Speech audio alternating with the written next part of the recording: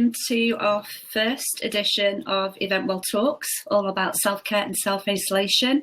My name's Helen Moon, I'm Managing Director of EventWell, and I think we can all agree it's an incredibly challenging and surreal time at the moment, folks, isn't it really? Changes to the way we work, live, connect, and after the UK Prime Minister's announcement yesterday, and obviously following initiatives in Europe, it's about to get even more challenging. So never has it been more important for us to be covering today's topic for you all than now, really. Our panel, I can see are just joining us now. So John's with us, Mark's with us. Excellent. We'll just wait for the ladies to come and join us. So Lee and Bernadette. Oh, someone's raised their hands. Alison and Emily, you've raised your hands. Are you okay? Did you want to put something in chat? You got a question? Make a note in chat if you've got any questions, guys, so I can see your questions there. Q&A. And it might be people are going to be trying stuff, so we might see funny things happening as we all become familiar with this part of this platform. Yeah. It's new for all of us, so we're just getting used to this. Brilliant platform. Great though, yeah. I hope you guys all enjoy using it, to be honest with you. It's brilliant in terms of the networking and everything it offers. So I hope you enjoyed that quick little 10-minute session. I'm going to introduce our panel. Lee, I hope, is going to join us in a second. If not, I'll go and prompt her. We have Mark Mayer, Director of Boulevard Events, and you heard it here first, the incoming chair of EventWell. So hi to Mark for joining us, and thanks for joining us. We've got John Martinez, founder and CEO of Shop Logic. Welcome, John. Bernadette, I'll introduce Bernadette first, who's the founder of the fabulous Event Professionals Journal, if anybody has a copy of that. So hi to Bernadette. Lee, we need to prompt Lee. Where could she be? Is she chatting? Anything do I need? Needs to turn her mic. Yeah, she needs to turn her mic. She needs to turn her mic to be able to come in. Yeah. Lee, can you turn your mic and your camera on for us?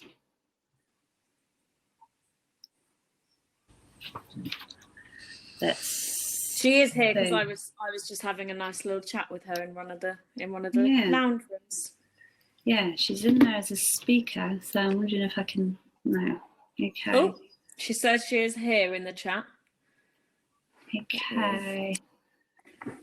I've got Lee listed as a speaker, so she's there. We just can't see her. Okay. We'll wait for Lee to pop on and see if she joins us. Just in the meantime, we'll wait for Lee to join us, just to explain the format of the event. So we're going to run our panel session until about 4:25. We'll have a networking break again, so you guys can jump on. You can have a toilet break, stretch your legs, go and grab a glass of water or a cup of tea, whatever you need to do, and do a bit more networking. And then we'll come back at 4:35 for a Q&A session. So if you questions and stuff you would like to ask the panel as we go through the panel session, there you can see on the right hand side, you should be able to see a panel where you can pose your Q&A, send us your questions, and you can also vote for questions that other people have already asked, and then we can go with the most popular there. Okay, right, I'll pick out the most popular. Yeah, sorry. Right, let's get started with this session. So this session is all about self-care and self-isolation, really important at the moment. Obviously, an announcement that came out yesterday, a lot of us were already self-isolating, me, myself included. My family are on lockdown now for 14 days because I'm just getting over C19 symptoms. But the announcement yesterday, everybody really, particularly in the UK, and in other areas across Europe, are already in lockdown now. So it's going to be quite a challenging, difficult time. So I think I'm going to just go in with the first question then. So I suppose now more than ever, really, how important are the 3 pillars of health, and how can people incorporate these while self-isolating? So Mark, do you want to lead on this question for us?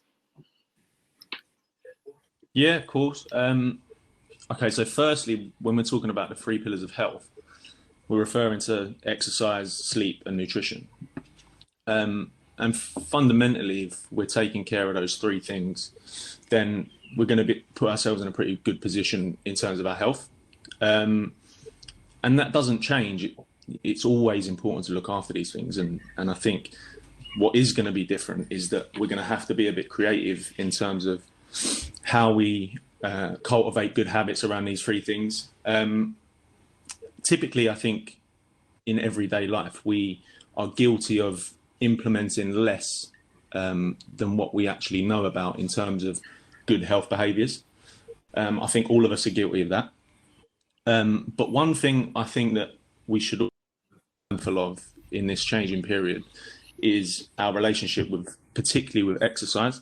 And the reason I say that is because when we talk about how exercise contributes to good health, a lot of that is wrapped up in movement. So when we exercise, we have to get up and move around in order to do whatever it is we're doing, whether it's a sport, CrossFit, going to the gym, walking, whatever it is. We have to move. And the reason that's good is because we have this thing called the lymphatic system, which detoxifies our body. It gets all the things that we want to get rid of, transports it around the body, and then we eliminate it. And without movement of our limbs, that biological system stagnates. And then as a result, we stagnate. And the first thing to suffer when that happens is our immune system. So particularly in the time that we're in and this health crisis that we're all going through, our immune system is something that we fundamentally want to take care of.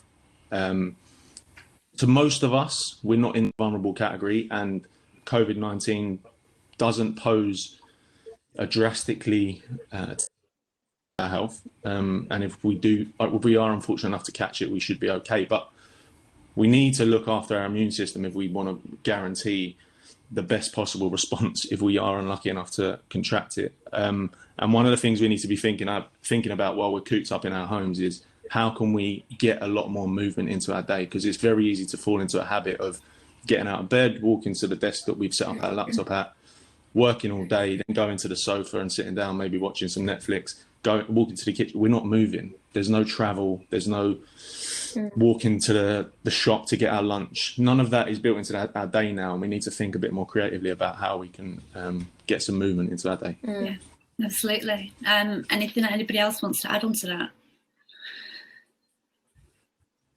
No, I think Mark's hit the nail on the head there. It's very easy to just sit in there, especially now we're working from home. I've spoken to many people who are in their PJs in bed for the entire day. They get out of bed to go get their cup of tea and go straight back to bed. So whilst they are getting the exercise, walking up and down the stairs, I think it is important to, like Mark said, to see how else you can squeeze some exercise in. Yeah. I think it's important as well, isn't it? Like you were saying, on like people staying in their PJs and stuff all day. I think it's important to carry on as normal as you would do if it's a normal day, even if you're not kind of leaving your house. You know, get up and have your shower and have a wash. All those certain elements of self-care. Get yourself dressed into kind of daytime clothes in the evening, turn into something. And particularly if you're working, I think it's important to maintain and carry on those routines, isn't it? In a way, yeah. Okay, anything to add? Have we got Lee? Anything that Lee would like to add on that? She's there. That's great. Someone just put in the chat, Sally. Thank you for that. YouTube is a great resource for that. Lots of exercise options that don't require any requirement equipment. That's yeah. Also, guys, just to add to that.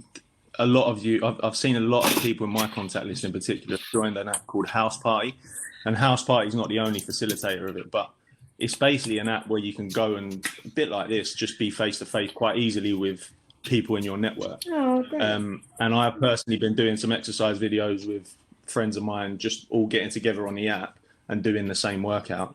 And it just makes it a bit more interesting. Like you say, YouTube's a great resource as well. But if you want to share what you find on YouTube with your friends, you can organise like a group exercise session, which is always a bit fun. That's great idea. Yeah, and there's that Joe, the fitness coach, Joe, I can't remember his name. Yeah. He started a great session for exercise for kids as well. So every morning got Joe Wicks, that's it, that's his name. He's got a session for kids, getting kids all active on YouTube. He's got his sessions going out, which is great. And another one for kids as well, if anyone's heard of Cosmic Yoga. There's the girl that does yoga for kids and mindfulness for kids, all based on stories. So she tells a story and they do all these moves. It's quite cute. So anybody with kids and stuff, you've got kids in the house. I have a child in the house at the moment. That check that out as well, and you can join in, and it's a lot of fun. So that there are lots of resources on YouTube and online stuff that you can use to be keeping yourself active and moving and keep yourself healthy. Definitely, yeah. And I'm going to still ask. Go on, John. Yeah, I think that this is a really good segue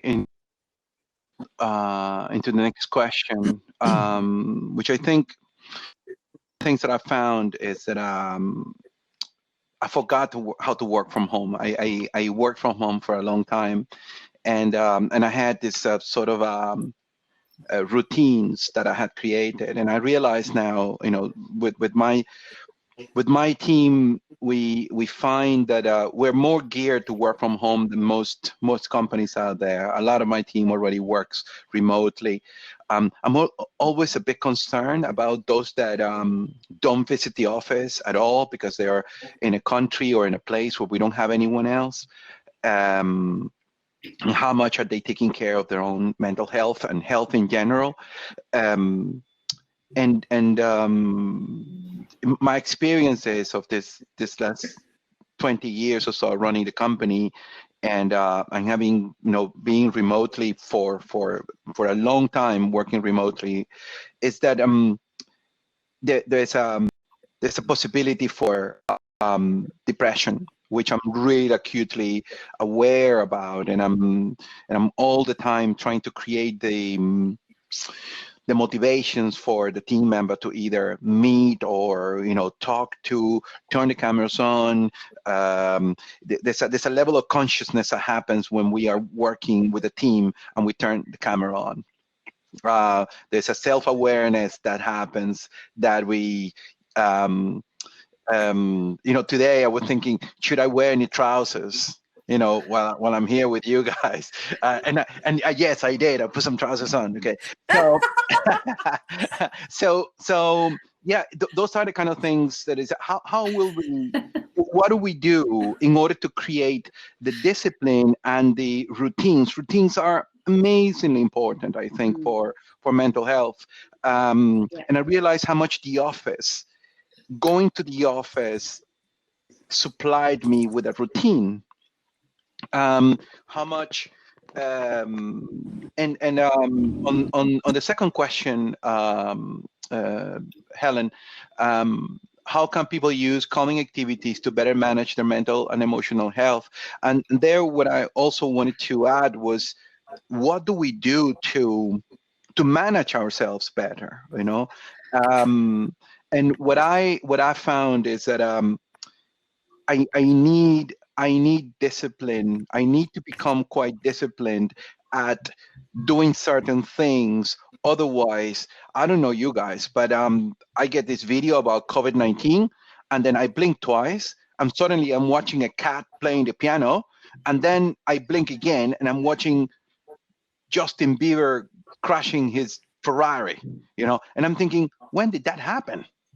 And it's a little bit what I find, and what I've been discussing with my team, is that it's something like, what happens is that it's when I eat too many crisps while I'm eating it, I can't stop.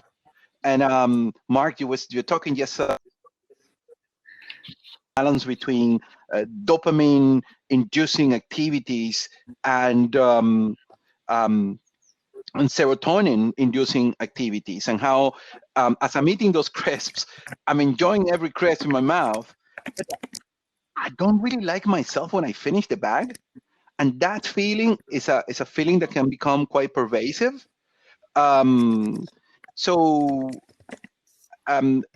Within, and I'm gonna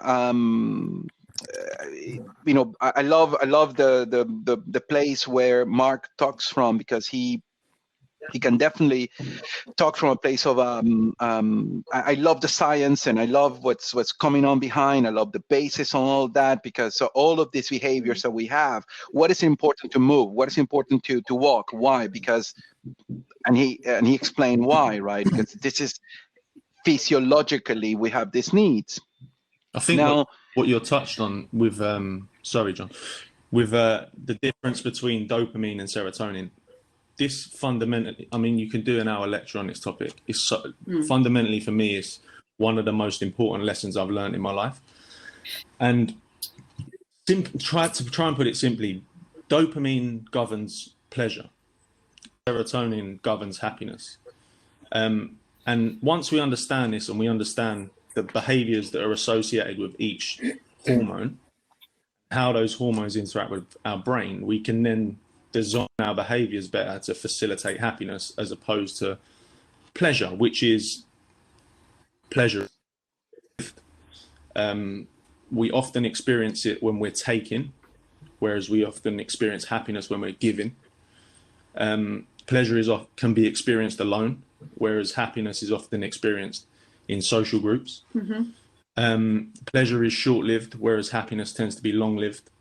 And there's very fundamental differences between the two. And typically, you touched on depression a minute ago, John. Typically, anything that we do that elicits pleasure, in its most extreme form, leads to addiction. So whether we're talking about gambling, alcohol, drugs, hedonistic sex, or one night stands, having sex for the sake of it, as opposed to it being with a loved one or something like an experience that is meaningful. All of those things we can become addicted to. There's groups set up to treat addiction for those things, and they all elicit pleasure. And once we know this and we understand that actually those behaviors aren't facilitating long-term happiness, they're just facilitating a short-term need to experience a high.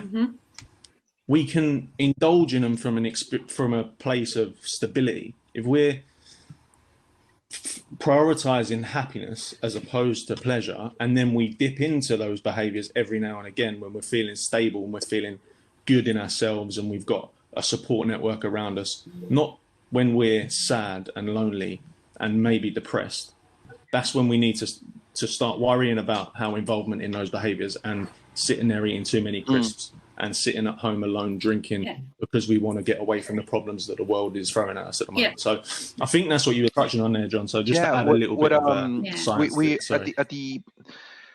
at the office, we're constantly looking for how to delay gratification, our capacity for delay gratification or instant gratification, which is exactly what you were going into, Mark, which is how, and this comes from the marshmallow test. I mean, if you guys just Google marshmallow test, you will be able to find all this whole study about delay gratification and instant gratification, and how that balance that Mark was talking about. And I love Mark because you talk about all the stuff that I don't know, which is the science. I just know the behavior. I'm only a humbly a CEO trying to do the best I can for my team.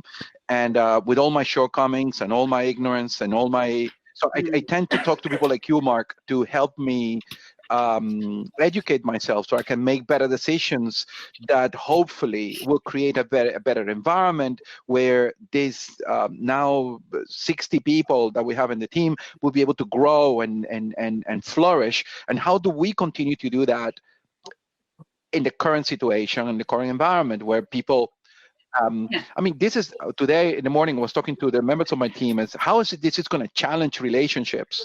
One of our team members works all the time from Glasgow, and she's amazing. She's a total pro. She knows exactly what she wants to do and what she has to do, etc., etc. She keeps her to-do list, but we kept on introducing little tools for us to be able to harness all of this. So every morning there is a check-in meeting. And during that check-in meeting, it's about 15 minutes where you would read your to-do list for the day. So it's about 7 things that we all get to complete, really. And we divide them between must do, those are, they got to get done, should do, and could do. So that's the prioritization order. And then we do a mindfulness breathing exercise where we sort of connect, we ground ourselves, slow ourselves down, and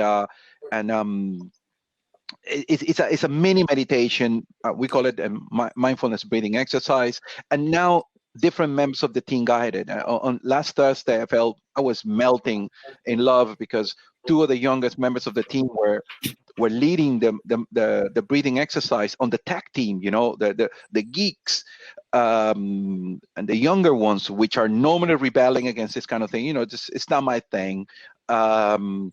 They're leading the mindfulness breathing exercise, etc., etc. So one of the things that came from this staff member is that although she works from home all the time, she doesn't work from home with a boyfriend there all the time.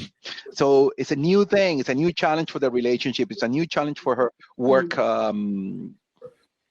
ethos almost. So this is this is about establishing healthy boundaries, isn't it? And planning that space, having a timetable. One of the things me and my husband are going to introduce when I'm back, I'm obviously resting this week. Next week when we're back, we're going to introduce timetables and shifts. So he works between a certain time, because obviously we have a little one in the house as well. So one of us has got, we've got to homeschool now. We've got to prepare our little one for starting school in September if it starts. So it's about establishing boundaries with each other, having timetables, setting everything up. So it's planning your week, the same as you would plan your week if you were going into work, doing exactly the same thing. So I suppose this leads on quite nicely actually to Bernadette in terms of planning your day, what you can be doing in the morning with the journal, for example, all those kind of things. Do you have some stuff you want to add? Yeah, I mean, so for me, like I will always still do to-do lists. The journal does not replace to-do lists whatsoever. But I found because of the current challenges, my to-do list is rather overwhelming because it's different to what we've ever had to deal with before. So it's changing events, cancelling them, postponing them. It's a whole different set of tasks that we'd be used to. And also, if you own your own business, myself and from others I talk to, instead of now going from planning events, because no one's thinking about doing that at the moment, it's more about business development and new ways of working, how to adapt the business for the current situation. So I found the kind of tasks I need to do quite overwhelming and challenging. So I've kind of completely changed how I do my to-do lists. I've printed out a template calendar that you can get on Microsoft Word, and I broke my to-do list down into the whole months of March and April, and I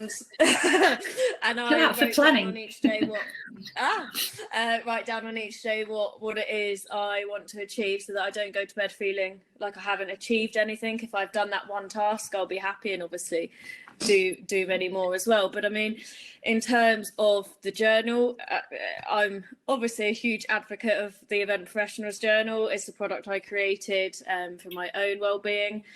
And it's the most effective way to use it is straight first thing in the morning, like you said, with getting up, getting dressed, and that gets you in that right state of mind instantly.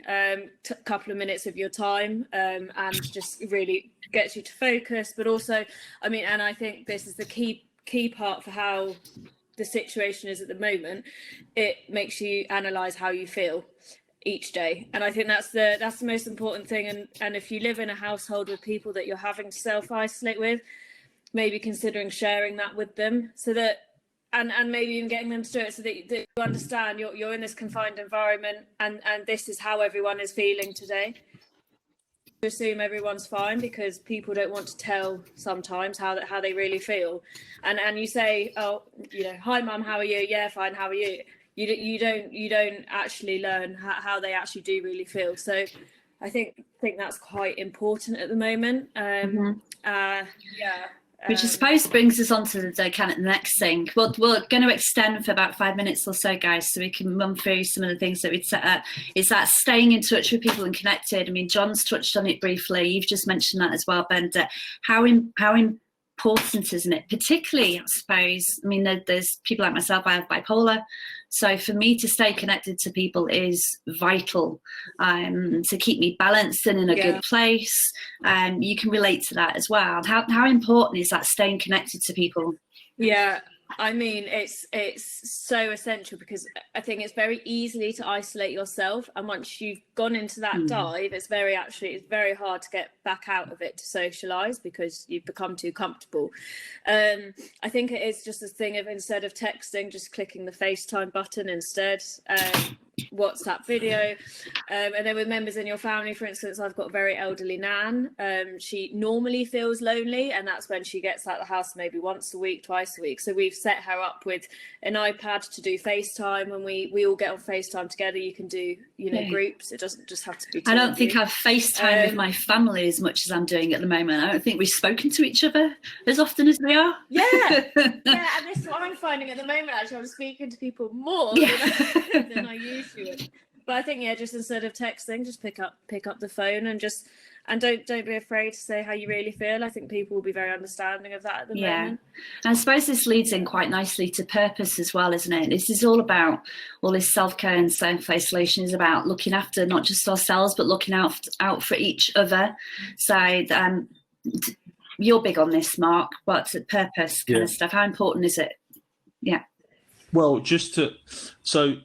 I mean, I was speaking earlier about the behaviours associated with pleasure and the behaviours that are associated with happiness, and I didn't quite touch on the things that we can do to sort of cultivate happiness, but we're starting to touch on them now. And one of which is, so there's 3 C's that I kind of categorise them into, or at least the doctor that I learnt this kind of framework from categorises them into. His name's Dr. Robert Lustig, by the way. The 3 C's, the first one is coping. And coping encompasses everything, all the behaviours that we do on a daily basis to facilitate our health. So the 3 pillars: nutrition, sleep and exercise, hydration, meditation, going for walks. All these behaviours that we associate with good health, that comes under the bracket of coping. Contribution, which is feeling like this is what purpose is all about. This is feeling like we're on a daily basis contributing to something that's bigger than ourselves, that we're waking up in the morning and the things that we're putting our energy into are contributing to a wider purpose. So whether it's part of a team at work, whether you volunteer with a charity, whether you are part of a sports team, whatever it is, that energy that we're exhibiting is going into something that's outside of ourselves and more important than just us. And that's what we mean by contribute. And then the last one is connecting, which is obviously what you guys have just been talking about there, which is connecting with other human beings. And generally we recommend that this is done in person, because we have, I don't want to get too scientific, but we have these things called mirror neurons, which recognize facial expressions. And then subconsciously we experience empathy, which makes us feel content and happy. And it's harder to do over tech devices. So unfortunately, given the situation we're in, we can't meet up and, experience that one-to-one connection in person as much as we would like. But like Bernadette says, the next best thing is going to be FaceTime, because at least you can still see the people you're talking to. And that's really important, as opposed to, I think you can probably all think about it. Anytime you've had a phone conversation, if you have that same conversation in person, you feel very differently while you're having a conversation. It's more of a ethereal experience. You might say the same words and have the same conversation, but it's very different to having it on than it is having it on the phone. And I think FaceTime apps like Hangout and House Party and all these amazing apps that people are developing are going to be really key during this period. I recommend everyone to download one and find a favorite and get involved. Yeah, well, there's a thing that's called the 7-38-55 rule, which is all about communication. So the just a word is only makes up 7% of a communication in terms of its effectiveness and how we feel as human beings in terms of how effective that is. 38% of that is actually your tone, your voice. That, as Mark was just explaining, that you would pick up on. And then the rest, 55%, is your facial expressions, your body language. So as human beings, we actually rely on an awful lot more in terms of communicating with each other and how important it is. So I love it when Mark goes into the science. Do you have any more science, Mark? Very knowledgeable, Mark. Very knowledgeable. There's some great questions coming. I should do. There's 120 there was a people. question there about the one-to-one meetings. Just to answer it. So every team does a morning check-in, and it is really quick. And then at the end, we do the breathing exercise. And at the beginning, I started doing the guided meditation, the guided breathing exercise, and now each team does it. The members of the team do it themselves, and they rotate it among themselves. We also do a weekly scrum. Scrum is a management technique that comes from something called agile management techniques. And so we do a weekly scrum, and during this weekly scrum, every team presents to the whole company. So all 55 of us are online in Zoom, and one member of the team has to present to the rest of the team the results, and they have to answer 7 questions. What did you accomplish since the last Scrum? So what happened, the to-dos, the accomplishment of the last week? What are you going to do until the next Scrum? What's getting in the way of doing your job properly?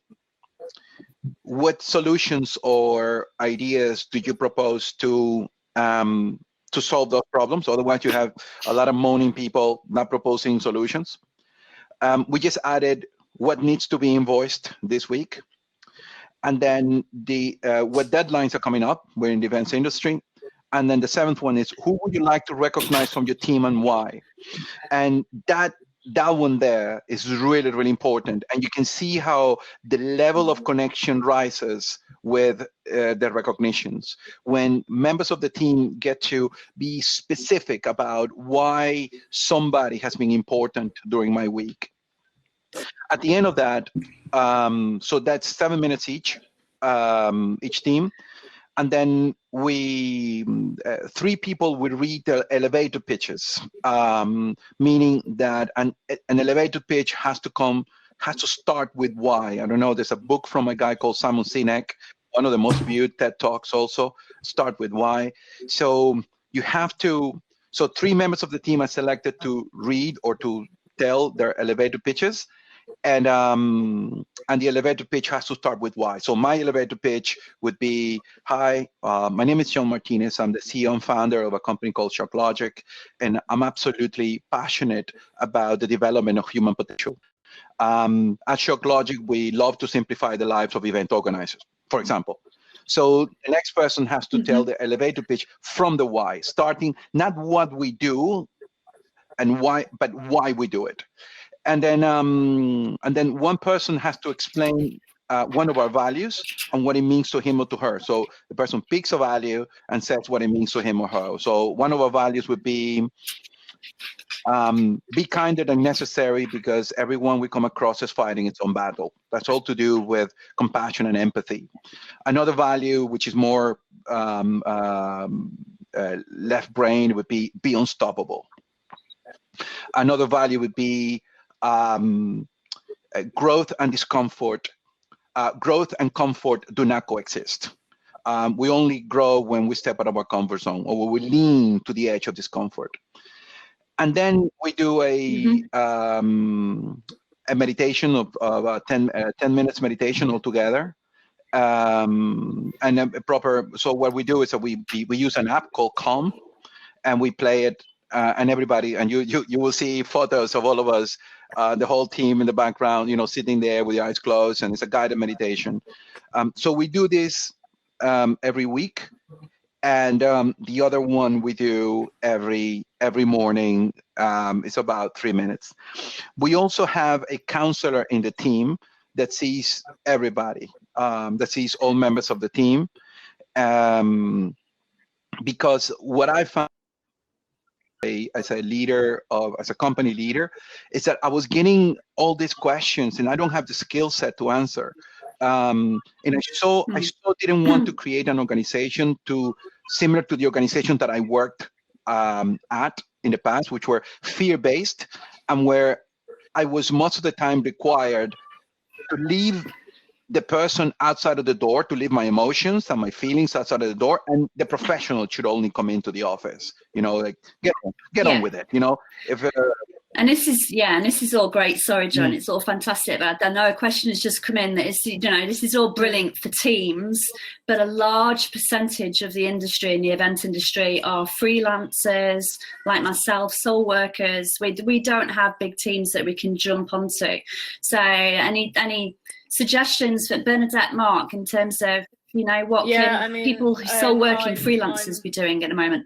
Yeah, I'm in that exact same position at the moment. So I can't jump on a call with teams and that. There've been some really useful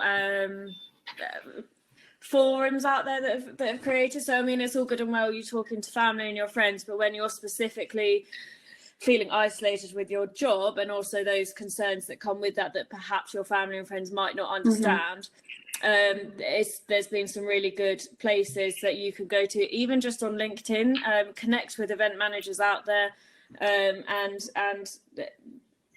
comment, support each other. I'm writing a blog on that at the moment about how during this time we can support one another.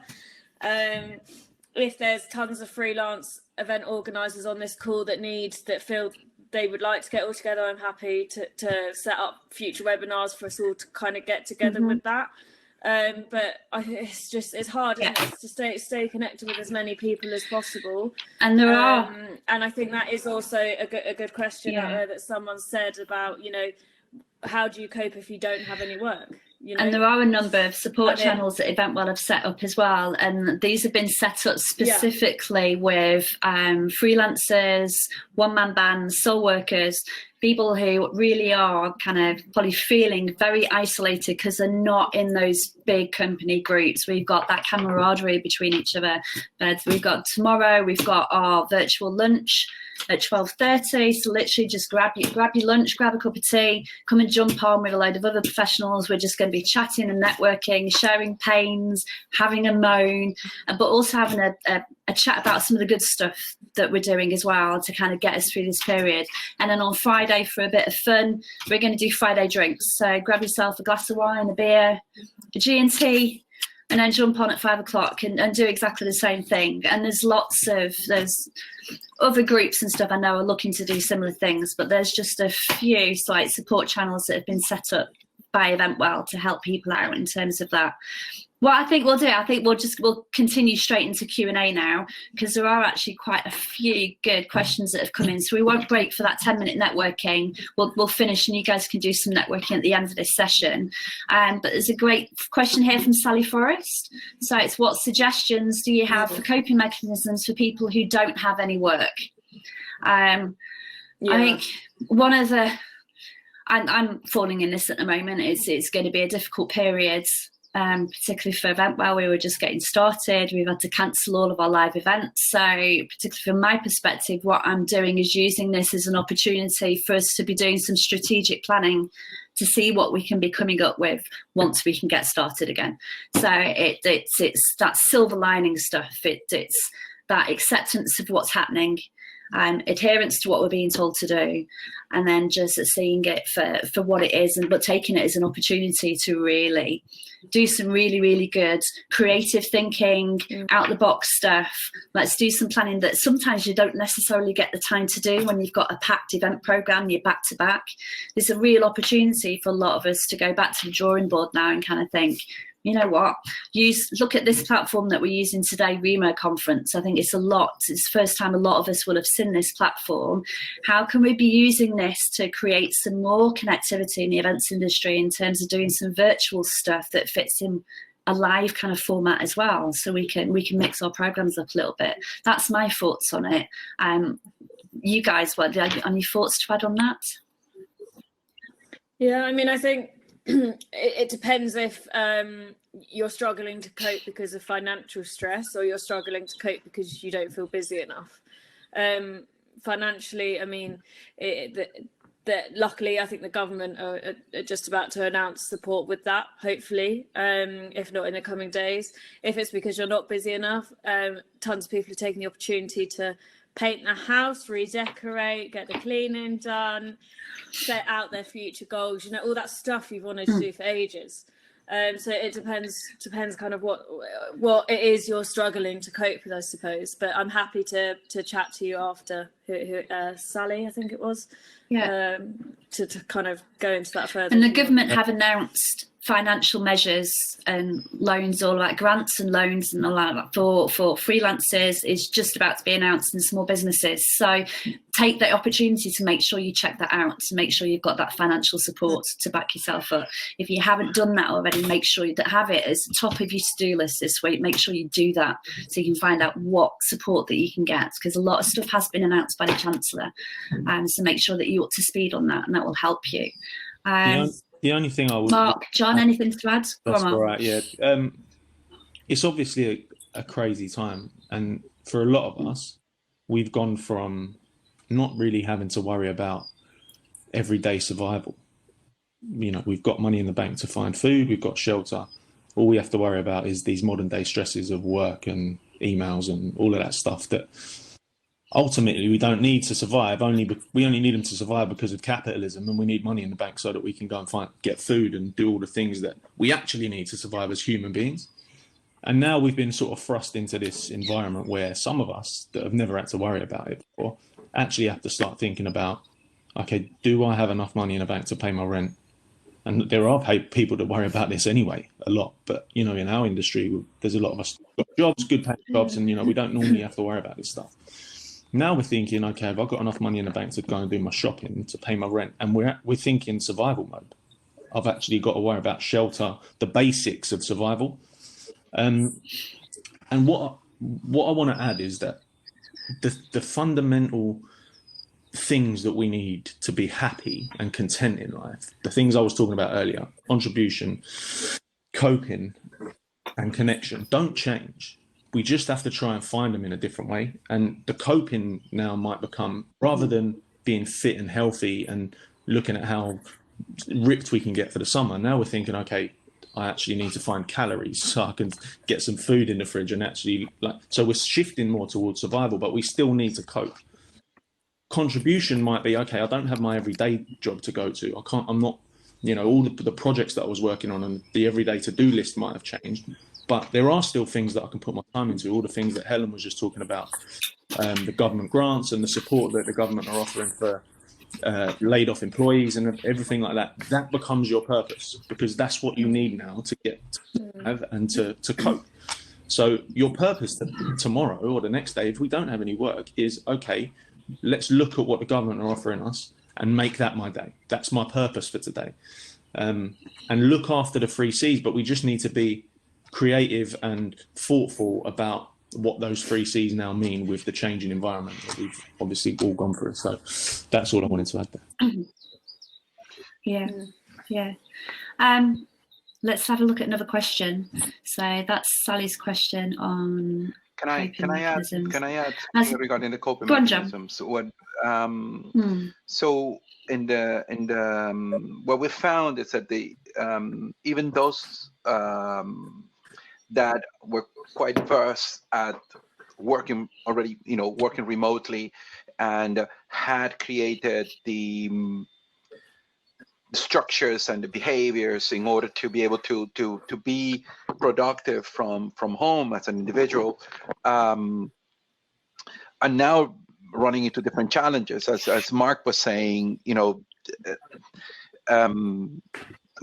are faced not only with a fear that is coming from everything that is going in the also in the news. I mean, we've been bombarded. There's so much misinformation.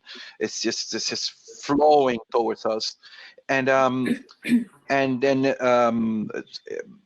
we were talking to each individual, and this is the bit where from team turns into person to person each individual problem. So we had so we have a colleague, for example, and she has all her flatmates have been made redundant, so she's the only one with a job in her household,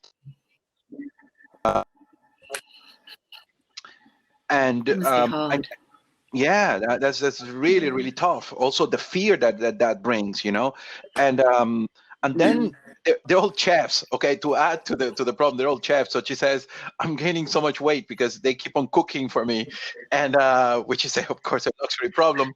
And they're still cooking for her. So you can't stop chef and Italian chef, so you can't stop these guys from cooking. But at the same time, but all of that is bringing a whole new angle on, what am I going to do? I have a household full of people. How will I concentrate? How will I become productive, et cetera, and then each one of us trying to adapt to this myriad of different elements. One of my colleagues was saying that she has. So she was talking to her counselor, and one of the things that they agreed is that she will make rotas for her family. So similar to what you were saying, Helen. Finding that discipline and that structure and the boundary creation is such an amazing thing, because it gives us, one of our values is discipline gave us freedom. And what I find with that is that when I have structures, I am more free to move inside of the structure. And I'm able to be even more creative because I don't have to worry about certain things. It's almost like places in my brain get released. So what mindfulness and meditation has been able to do for us is that it allows us as individuals to, it's almost like exercising a muscle or going back to the center, going back to the breathing. So if I get distracted, I have now a training or a method to go back to what I wanted to do in my to-do list. If I am going down a rabbit hole for whatever, like a muscle, now I can come back to the center, and it's allowed me to create those routines. And stick to those routines. Someone's just asked about that, to be fair. I'm just trying to find their name. Someone said social media apps are really helpful at allowing us to keep in touch. However, on the flip side, the constant ping can also increase anxiety. How do you balance it? So, I think that's an awesome point, because ultimately, we're talking about pleasure-driven behaviors and overstimulating dopamine. Our phones are like a slot machine in our pocket. They're full of dopamine hits, likes on Instagram, notifications on various different apps. They constantly ping, like you say, and they constantly give you a hit of dopamine. So we're all addicted to our phones to some extent. I think the point to make is we live in a world of necessary evils, and a lot of our environments and a lot of our tech devices and a lot of the things we engage in on a daily basis aren't 100% supportive of our physical or mental health, but we live in a world where we kind of have to engage in them to a certain extent in order to get by. And it's about finding your own balance, and it's about recognizing what they are. And I think in the time that we're in, it's so important to stay connected with each other. And the only real way we're going to be able to do that is by engaging in these apps and using these devices to do that. But we have to do it with discipline, and we have to engage in these conversations online with the tech devices for the purpose of staying connected. And then that's very true. And don't I go wanted down what John no. was just saying, a rabbit hole of, okay, now I've flicked off of House Party, let's go on YouTube for 20 minutes and look. Like, that's when it becomes unuseful and unproductive, and use it for what we're trying to achieve. I wanted to add to that as well, because obviously I'm very open about it. I have bipolar disorder. One of the things that they actually think causes bipolar disorder is chemical imbalances, basically based on dopamine. So I take an antipsychotic. Antipsychotic works by controlling levels of dopamine. And then, I mean, this is as Mark was saying before, this is a conversation that we could go into for hours in terms of how mental health, prescribed drugs and antipsychotics and stuff work. But one of the things I have to watch for is stimulants. So I've cut out things like alcohol and stuff from my life. Even caffeine, I drink decaf coffee. I limit my social media access. So I only use social media from a business perspective, professional perspective. So the stuff that I see because of how algorithms work on social media and stuff, all the stuff that I will now see on my Twitter feed, my Facebook feed, are very business and work related. So I don't tend to see that the evil, as I would call it. The social media for me is evil on one side and a brilliant connectivity platform on the other. And that the evil side of it causes an awful lot of problems in society, in terms of what Mark's talked about and covered, in terms of that addiction, in terms of bullying and trolling, all of that kind of stuff. I also watch and control in terms of the news. I limit how much I allow access for myself to the news. I'll probably watch the news once a day at 6 o'clock. I don't tend to watch it at any other time. I try and limit the newspapers that I read. So it's all, for me, the way that helps me to manage my bipolar and keep it in check and keep me balanced and stable is all, for me, it's all about control, but not control to the aspect that that then gets to having sends me in another way. It's all about being sensible, allocating time, such as when I work from home, for example, with my laptop, when it's plugged into my screen, I've got my keyboard and my mouse out, I'm working. If my laptop's on my lap, that's personal time, and I'm doing fun. I have 2 phones. I have a personal phone that doesn't have any social media on it, and I have a work phone that does have social media on it, and I switch my work phone off when I've stopped working. So it's all about it's bringing it back to those boundaries, and you having a self-awareness of yourself and knowing what potential triggers could be in terms of certain behaviours. So, Bernadette, do you want to add on that? To that a little bit, yeah.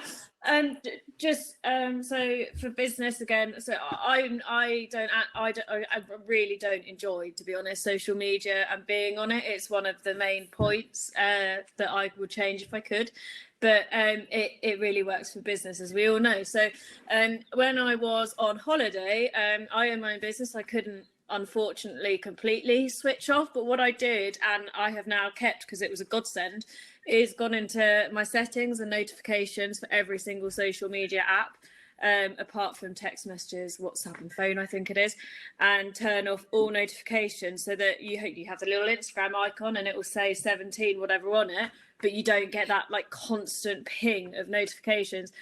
And I found that really helped. I then got like, you can get like the screen time thing. It had gone down something like 76%, because instead of like constantly going on and checking each time you got a notification, you did it, you kind of bulk did it, so when you felt you wanted to do it, you did it. You weren't just, oh yeah, okay, like, you weren't constantly doing that thing.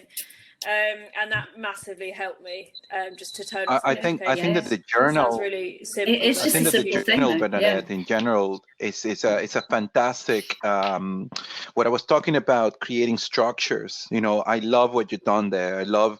I think it's great. I think it's absolutely brilliant.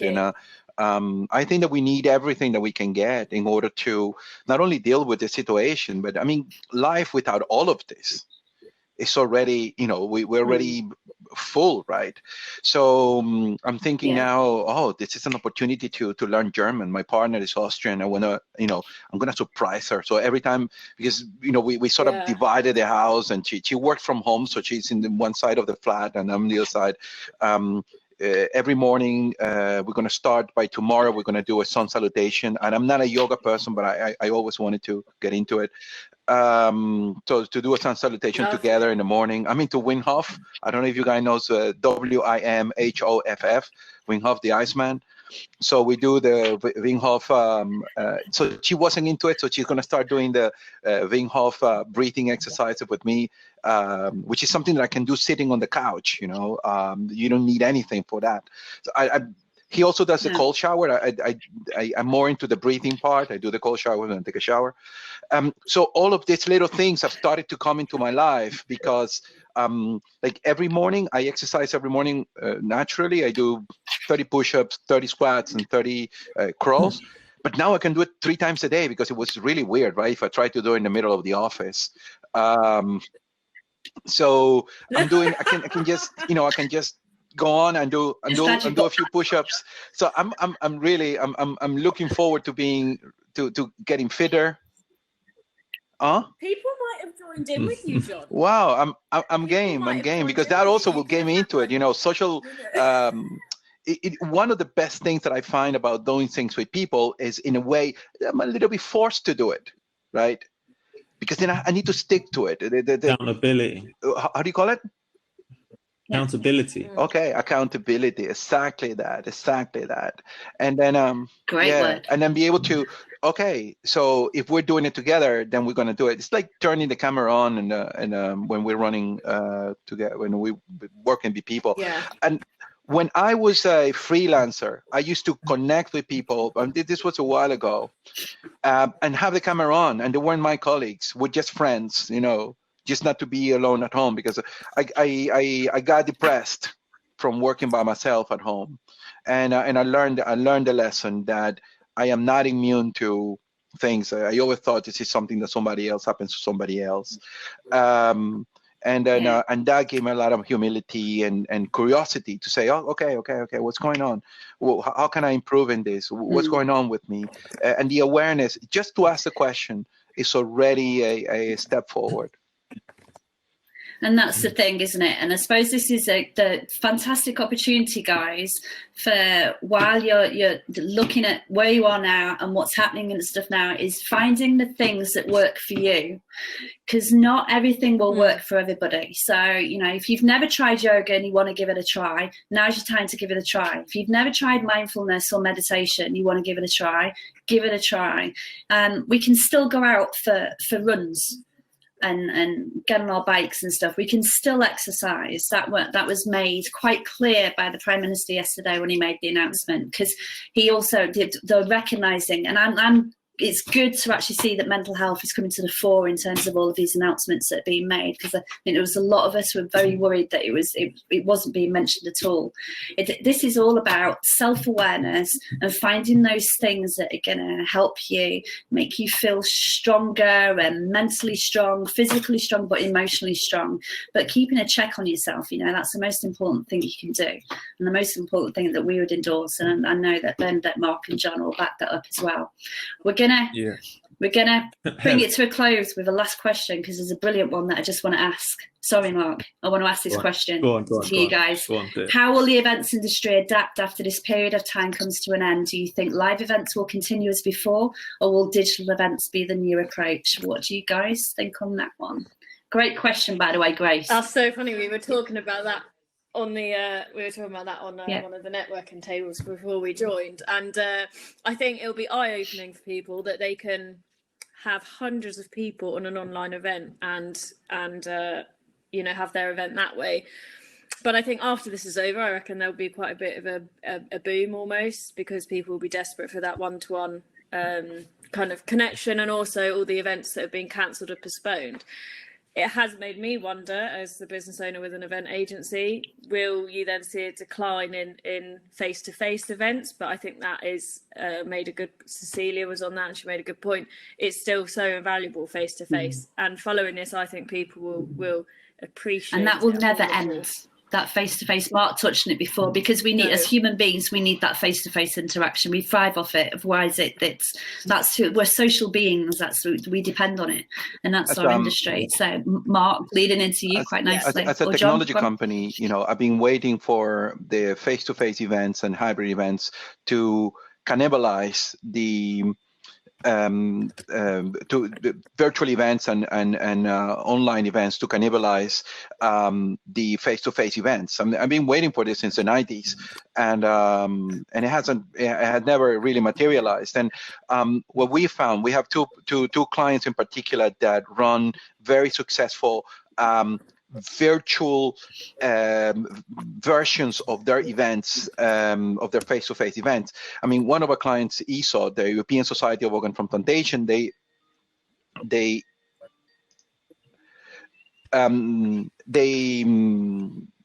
run. They created an audience of about 3,000 delegates. So a European society has an audience of 3,000 delegates from all over the world, from Africa, Latin America, and Asia, attending their events online. So what we learned through years, for example, is that we needed to adapt. So, for example, what we do at the event is that we run a TV studio at the event where the speakers are interviewed while the sessions are in breaks. So it's a little bit like the football. You have the pre-match, then the first half, then the middle, and then the second half, and then the post-match.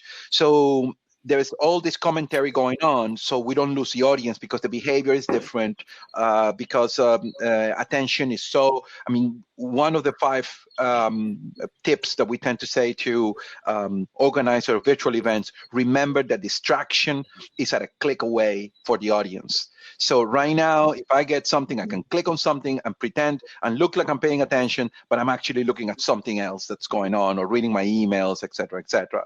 So how do we harness that? How do we keep that interest and that curiosity up in our events? So I think that we're going to see a lot of platforms like this one becoming more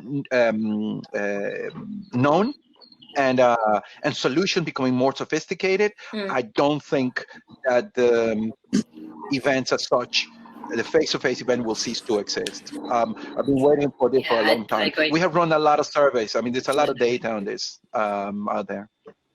Yeah. I think as well, we're going to finish with Mark. So I'm going to get Mark to leave us with some golden quotes for us to finish on. But I think what this period has also done for the events industry as a whole has highlighted its value and its importance. And I think we have needed this for a very, very long time. We probably didn't want it to happen quite in this way. But the events industry has received an awful lot, and is still receiving an awful lot of focus and attention. And that's what we need, guys. So I think when we come out of this, the other end, and we bounce back, it's going to be the best thing that's probably happened for us as an industry as a whole. So Mark, do you want to finish us off with a... Yeah. Okay. So I think you guys have covered beautifully about sort of at tech taking the place of live events, and I agree with everything you said. I don't think we're in any danger of that.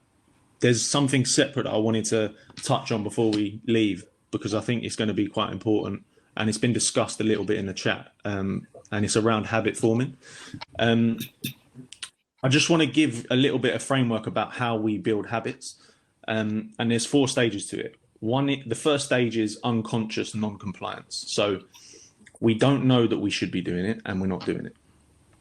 The second stage is conscious non-compliance, which is where we've realized the behavior that we should be doing, but we're still not doing it. Then the third stage is conscious compliance. We know that we should be doing it, and we're consciously doing it. We're exerting effort in order to do that behavior. And then the final stage is unconscious compliance. We're doing it without even thinking about it. So that's the stage everyone's at with brushing their teeth. And the underlying point to it is that if you've identified a behavior that you want to implement into your life, it takes discipline to start with. And there's various different schools of thought, whether it takes 30 days, 60 days, 90 days.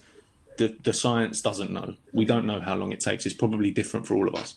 The point is that it takes some discipline to start with, and it's going to be uncomfortable, and you're going to have to make some sacrifices. Yeah. So identify the behavior, work at it for an extended period of time, and eventually, I promise you, before you know it, it will become much easier. And then before you know it, you'll be reverting back to those behaviors without even thinking about it during times of hardship, or, you'll start reverting back to good health behaviors, as opposed to what a lot of people do, bad health behaviors. So just leave you with that thought anyway. Brilliant. That's a really good thought to finish on. Brilliant.